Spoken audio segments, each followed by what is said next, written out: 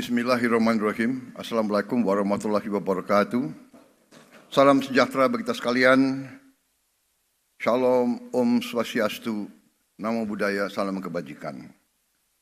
Saudara sekalian, Bapak-bapak, Ibu-ibu yang saya hormati, para Menteri Koordinator, Menteri Kabinet Merah Putih, Wakil Menteri Kepala Badan yang hadir, Gubernur Bank Indonesia yang saya hormati, yang juga adalah Ketua Umum Ikatan Sarjana Ekonomi Indonesia, ISAI.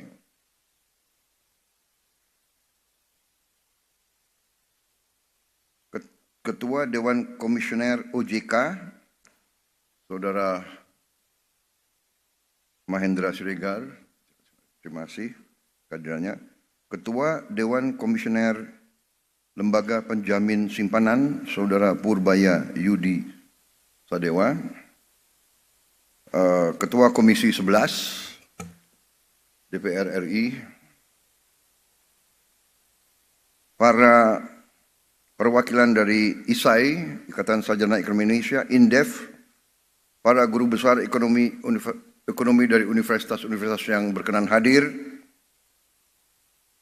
para pelaku perbankan, para direktur utama Himbara, para ketua asosiasi ekonomi dan usaha, antara lain Ketua Umum Apindo, Kadin, HIPMI, ini banyak singkatan-singkatan ya. AEI, PAI, APII, HKTI, saya hafal HKTI, AAJI, AAUI, AParindo, ASIPindo, CSIS, Perbanas Asuransi, Serikat Pekerja, Serikat Tani, dan lain sebagainya. Tolong nanti staff lebih rinci ya supaya jelas. Rekan-rekan pers, media, tamu undangan yang saya hormati.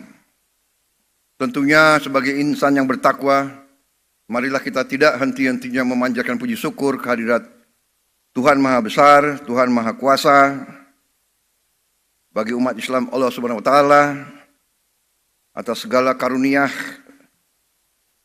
kesehatan, kedamaian yang diberikan kepada kita sekalian, sehingga kita dapat berkumpul siang hari ini di Aula Bank Mandiri dalam keadaan sehat walafiat. Karena kita masih di awal bulan Syawal, saya ucapkan kepada seluruh umat Islam yang hadir, selamat Idul Fitri 1446 Hijriah, mohon maaf lahir dan batin. Saya sekali lagi ingin di sini atas nama pemerintah mengucapkan terima kasih yang sebesar-besarnya kepada semua instansi, semua lembaga yang telah bekerja keras sehingga bulan puasa Ramadan tahun ini dan acara mudik dan kembali dari mudik berjalan dengan baik, lancar, dan merupakan suatu prestasi yang dilaporkan kepada saya, arus mudik yang terbesar selama ini, lebih besar dari tahun lalu, tapi tanpa kemacetan yang berarti, dan yang lebih memuaskan bagi kita adalah angka kecelakaan yang turun secara drastis. 30% lebih rendah kecelakaan dibandingkan dengan tahun yang lalu. Ini adalah hasil kerja keras, dan ini hasil kerja keras daripada Kementerian Perhubungan dan Kepolisian Republik Indonesia, termasuk juga TNI. Untuk itu sekali lagi saya ingin ucapkan terima kasih kepada instansi-instansi tersebut.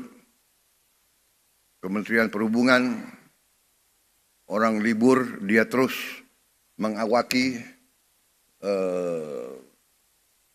pusat-pusat yang penting. Menara bandara tidak boleh berhenti, tidak boleh libur ya. Air traffic control kalau salah itu musibah yang besar. Para polisi yang sering dicaci maki, sering disalah-salahkan, padahal mereka diterik siang matahari tanpa kita sadar mereka bekerja keras menjaga kita, mengatur lalu lintas. Jadi ini saya pakai kesempatan ini untuk menyampaikan penghargaan. Kadang-kadang kalau orang berbuat baik tidak pernah diucapkan terima kasih dan tidak pernah diingat.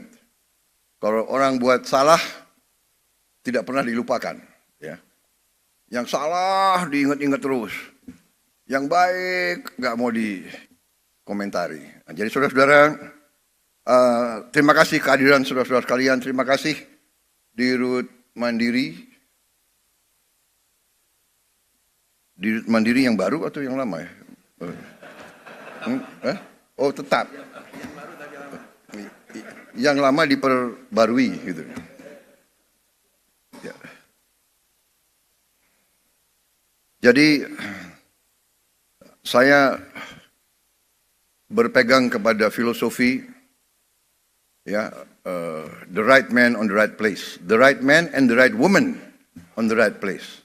Jangan the right man aja, ya kan? Jadi kalau ada yang baik, ada yang handal, seperti pilot pesawat, ya kan? Kita nggak perlu tanya pilotnya itu agamanya apa, asalnya dari mana, ya kan? Nggak perlu orang tuanya siapa. Dia bisa bawa penerbangan dengan baik. Keselamatan ratusan orang di tangan dia. Ya, untuk apa diganti? Jadi kalau saya dituduh, wah ini ya kan, pakai orang-orang lama, ya kan? Nggak ada, saya hanya pakai orang yang mampu untuk bekerja untuk rakyat, bekerja untuk bangsa dan negara. Kalau dia mampu dan dia mau, kita harus manfaatkan. Jadi berada dalam posisi bekerja untuk pemerintah itu pengorbanan sebenarnya, pengorbanan. Ya. Itu sebagai ucapan terima kasih saya minta acara ini diselenggarakan. Saya minta acara ini diselenggarakan karena saya merasa setelah kita masuki 6 bulan masa bekerjanya pemerintah yang saya pimpin sebagai pemegang mandat dari bangsa, dari rakyat sejak tanggal 20 Oktober 2024, sudah saatnya kita lebih komunikatif, lebih proaktif dalam memberi keterangan tentang keadaan yang berlaku. Kemarin saya sadar beberapa minggu lalu sudah mulai sadar bahwa komunikasi dari pemerintah yang saya pimpin memang agak kurang, dan itu adalah tanggung jawab saya, dan saya ingin memberi penjelasan kenapa. Karena saya menganut filosofi evidence-based performance. Jadi saya enggan bicara tanpa bukti nyata. Itu sifat saya. Jadi saya harus selalu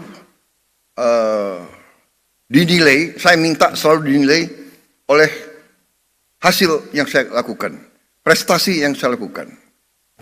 Demikian yang saya minta dari rekan-rekan saya yang dekat, Saya hanya lihat mereka dari pengabdian mereka, dari prestasi mereka, dari energi mereka, dari niat mereka. Saya benar-benar tidak pernah nanya, apakah waktu saya seleksi menteri-menteri ini, apa saya tanya, Anda partai mana, Anda orang tuanya siapa? Kan saya tidak. Suku Anda siapa? Suku Anda apa? Agamamu Anda? Tidak. Evidence based. Nah, dan saya percaya, saya kira, saya berpendapat, sebenarnya rakyat pun akan menilai dengan hasil. Ya, saya memang sering diejek karena saya juga membuka kesempatan untuk diejek, ya kan? Kan saya bilang saya nggak suka orang yang hanya omon-omon. Akhirnya omon-omon jadi apa tuh? Jadi populer ya, dipakai di seluruh Indonesia itu. Iya kan? Dan saya nggak suka hanya omon-omon. Terus terang aja. Jadi saya pikir oke, begitu saya ditetapkan sebagai pemenang oleh KPU, saya kumpulkan tim kecil dan kita mulai bekerja. 5 bulan kita kerja terus tanpa diliput media. Kadang-kadang diliput media malah kerjanya sulit, ya. Karena media ingin bukti seketika. Padahal tidak ada dalam manajemen suatu usaha, dalam manajemen suatu organisasi, dalam menjalankan suatu proyek, tidak bisa seketika. Yang bisa seketika itu hanya Nabi Musa yang punya tongkat. Kita manusia tidak bisa seketika. Semua itu adalah perencanaan. Perencanaan yang matang. Perencanaan dasarnya adalah pengumpulan data yang benar. Perencanaan, sesudah perencanaan, mencari awak. Mencari orang untuk melaksanakan rencana itu. Rencana terbaik, gagasan terbaik. Tanpa awak yang bisa melaksanakan, tidak akan berhasil. Sesudah itu, baru mulai. Dan sesudah pelaksanaan, baru kita lihat hasil. Ini adalah fenomena hidup. Nggak bisa kita tanam pohon, kita minta buahnya turun lusa. Tidak mungkin. Ini melawan hukum alam. Kita cari benih yang bagus, kita cari tanah yang cocok, kita harus ada sumber air, kita harus ada cuaca yang baik, kita tanam, kita rawat, baru hasilnya mungkin 5 tahun, 6 tahun. Ya kan? Pohon kelapa sawit yang sekarang menjadi apa itu bisa dikatakan miracle crop. Saya kemana-mana semua nanya, semua minta kelapa sawit dari Indonesia, kelapa sawit dari Indonesia. Kelapa sawit itu 5 tahun baru produktif, iya kan? 5 tahun, 6 tahun.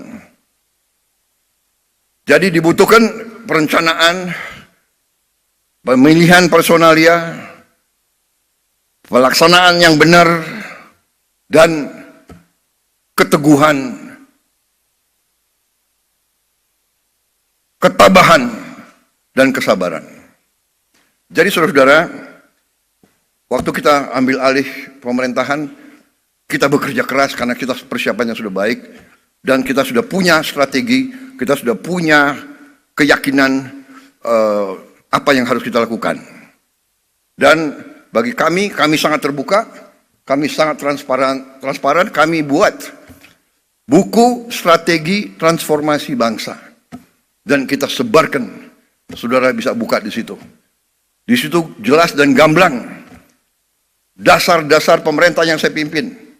Dasarnya adalah Pancasila dan Undang-Undang Dasar 45. Bukan sebagai mantra, bukan sebagai slogan, bukan sebagai moto, sebagai dasar pemikiran. Ekonomi kita apa? Ekonomi kita adalah berdasarkan Pancasila dan Undang-Undang Dasar 45. Berarti ekonomi kita harus berdasarkan sila-sila itu. berketuhanan harus mengandung persatuan Indonesia. Kita tidak mau pertumbuhan Indonesia bubar, tidak mau. Kita tidak mau menjual kekayaan kita dengan murah. Kita tidak mau menjual tanah kita kepada bangsa asing dengan murah. Semua tujuannya persatuan Indonesia, kemanusiaan. Kita tidak mau yang lemah ditinggal. Kita tidak mau yang miskin disuruh bersaing dengan yang kuat. Saudara-saudara, ini dasar kerakyatan dan terakhirnya tujuan kita keadilan sosial. Ini yang mendasari pemerintah kita. Dan pelaksanaannya pasal-pasal ekonomi yang ada di Undang-Undang Dasar 45, pasal 33. Bahwa ekonomi kita ya azasnya adalah kekeluargaan. Saya ulangi, perekonomian kita azasnya adalah kekeluargaan. Tidak boleh ada orang yang lapar di Republik yang merdeka 80 tahun. Tidak boleh ada orang yang tinggal di bawah kolong jembatan. Ini menusuk rasa keadilan. Tidak boleh ada orang yang tidak makan. Ini yang mendasari dan kita buat strategi. Strategi kita ternyata adalah sejalan dengan PBB, dengan United Nations Sustainable Development Goal. Yang utama food, energy, water, dan SDG, sasaran SDG yang lainnya semua. Ini dasar kita. Karena itu, swasembada pangan menjadi sasaran kita, swasembada energi, swasembada dan manajemen air yang baik, dan tentunya industrialisasi supaya nilai tambah ada di Republik kita. Saudara-saudara, apa yang terjadi sekarang, goncangan dunia akibat negara yang ekonominya terkuat, membuat kebijakan-kebijakan, memberi peningkatan tarif yang begitu tinggi kepada banyak negara. Ini bisa dikatakan menimbulkan ketidakpastian dunia. Banyak negara yang cemas, ya. Padahal sebenarnya pendiri-pendiri bangsa kita dari sejak dulu, dan termasuk saya bertahun-tahun saya sudah ingatkan, mari kita bangun ekonomi kita dengan sasaran berdiri di atas kaki kita sendiri. Saudara, itu pembukaan, dan sekarang saya ingin mengundang beberapa tokoh dalam pengelolaan ekonomi kita untuk menyampaikan kondisi ekonomi yang apa adanya, yang real, the real situation. Mereka akan paparkan, kemudian kita buka kesempatan untuk ada tanggapan, ada sanggahan, ada pertanyaan, kita terbuka. Di zaman sekarang, pemimpin harus terbuka untuk masukan. Kita tidak anti kritik. Kita malah suka kritik. Kritik itu adalah membantu kita, membuat kita lebih aware, lebih waspada. Iya kan? Jadi kritik itu bagus menurut saya. Tapi kalau suatu program untuk menciptakan kondisi yang tidak rasional, iya kan? Nah, ini harus terus diadakan istilahnya klarifikasi dan penjelasan, iya kan? Umpamanya ada yang dengan keras yakin bahwa matahari tidak terbit dari timur, matahari terbit dari barat. Karena dia ngomong 500 kali, 1000 kali matahari dari barat, jangan-jangan ada sebagian rakyat kita yang percaya matahari terbit dari barat. Itu adalah ilmu propaganda. Itu ada di buku semua. Itu keahlian Hitler dan Joseph Goebbels. Kalau kebohongan diulangi berkali-kali dan terus-menerus, lama-lama orang percaya dengan kebohongan. Itu ada di buku The Art of Propaganda. Ya kan? Dan itu kita pelajari, semua negara pelajari. Dan itu yang dilakukan, itu namanya psychological warfare, psychological operation, dan itu sering dilakukan untuk mendestabilisasi suatu negara yang tidak disukai oleh negara lain. Jadi, saudara-saudara, ada lagi azas kedua dalam teorinya Joseph Goebbels. The bigger the lie, the easier people to believe. Jadi kebohongan yang lebih besar, mudah untuk orang percaya. Oh ya, jangan-jangan benar ya, ya kan? Jadi sekarang mudah, fake news, hoax itu mudah. Tapi kita tidak boleh istilahnya gerundel. Ini realita. Karena itu ya kita terbuka. Ya, sesuatu serangan kebohongan hanya bisa dihadapi dengan membuka diri, memberi penjelasan apa adanya, berdasarkan fakta, berdasarkan kenyataan, berdasarkan ilmu dan matematik. Ya kan? Kebohongan bisa diteruskan, tapi satu saat begitu kebohongan kelihatan, hilang kepercayaan dari orang. Nah itu, saudara-saudara. Jadi suatu rezim atau suatu organisasi atau suatu kelompok yang melancarkan sesuatu atas dasar kebohongan akan dipatahkan. Saya juga heran. Ya, ada orang yang mengatakan Indonesia gelap. Ya, saya kalau dia memang merasa gelap ya itu hak dia. Tapi kalau saya bangun pagi saya lihat Indonesia cerah. Iya kan? Kalau saya ketemu petani, petani gembira. Harga pangan, peningkatan hasil mereka naik secara drastis. Produksi naik secara drastis. Kita potong semua regulasi yang nggak benar. Kita sederhanakan. Saudara-saudara, ada Menteri Pertanian di sini. Menteri Pertanian itu selalu ada di sawah. Keliling kemana-mana, ya sudahlah, nggak apa-apa. Dia mengatakan kepada saya, Pak, tadinya dari pabrik pupuk sampai petani harus tanda tangan 15 menteri, 30 sekian gubernur, 500 bupati, baru sampai ke Gapoktan. Saya bilang Menteri Pertanian tidak ada. Dari pabrik pupuk langsung ke petani. Gak ada lagi itu tanda tangan, langsung. Alhamdulillah, pupuk yang tadi langka, yang tadi banyak diselundupkan, yang banyak dikorupsi, sekarang sampai ke desa-desa. Hanya ada beberapa tempat yang masih, saya dapat keluhan dari Gubernur Aceh, pupuk di situ masih sedikit kurang lancar. Ya ini segera kita akan atasi. Apa yang maksudnya? Begitu ini semua perizinan kita hilangkan, lancar itu arus ke produsen, produksi langsung naik, saudara.